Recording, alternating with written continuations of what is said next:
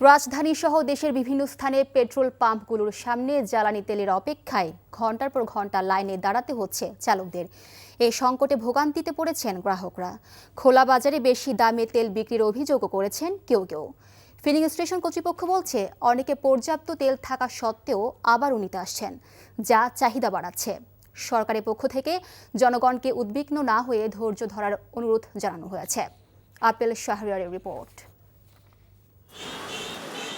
Petrol পাম্পগুলোর সামনে অপেক্ষার ক্লান্তি আর বিষণ্ণতার ছাপ চালকদের চোখে মুখে। কেউ মধ্যরাত, কেউ বা ভোর থেকে লাইনে দাঁড়িয়েছেন। ঘন্টার পর ঘন্টা অপেক্ষার পর মিলছে জ্বালানি তেল।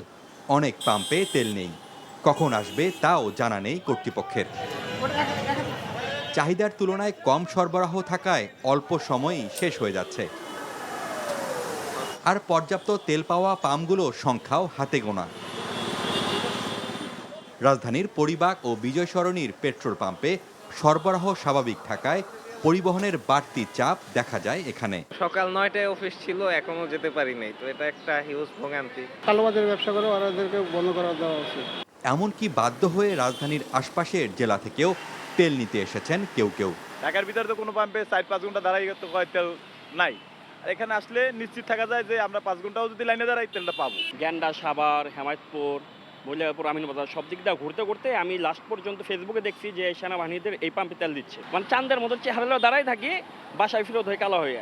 পেট্রোল পাম্প কর্তৃপক্ষ বলছে কয়েকদিন ধরে তেল নেওয়ার চাহিদা বেড়েছে গ্রাহকদের মাঝে। আমাদের এখানে কিন্তু সরবরাহ কিন্তু স্বাভাবিক আছে, পর্যাপ্ত জ্বালানিও আছে, কিন্তু গত কয়েকদিন যাবৎ অস্বাভাবিক একটা প্রতিযোগিতা জনগণের মধ্যে।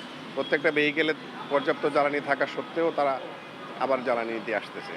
বাইক বলেন, প্রাইভেট কার বলেন, জিপ বলেন, সবাই। রাজধানীর বাইরেও রাজশাহী, খুলনা, রংপুর সহ বিভিন্ন জেলাতেও জ্বালানি তেলের সরবরাহ কম থাকায় ভোগান্তিতে পড়েছেন অনেকে। বাড়ির কাজকাম সব ফেলাচ্ছে, এখন তেল নিতে এসে সারাদিন মানে শেষ। আমি গতকাল আসলাম, তেল পাই নাই, আজকে নিতে আসছি। অনেক কষ্ট করে তেল নিয়ে কাছাকাছি চলে আসছি। কালকে বেলা 3টার দিক বাড়ি থেকে বাড়াইছি, এখানে সারা রাত আছি তেলের জন্য। জ্বালানি তেলের সরবরাহ স্বাভাবিক রাখতে বিভিন্ন উৎস থেকে তেল আমদানির পরিকল্পনা করছে সরকার।